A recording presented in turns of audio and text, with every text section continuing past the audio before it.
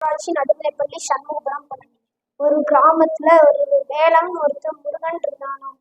முருகன் கையில பந்து வச்சிருந்தானாம். வேலை கேட்டான், நீ வாடா விளையாட வரலாம் 2 பேரும் அப்படின்னு. முருகன் அதெல்லாம் முடியாது, நான் மட்டும் தான் விளையாடுவேன் அப்படின்னு சொன்னானாமா.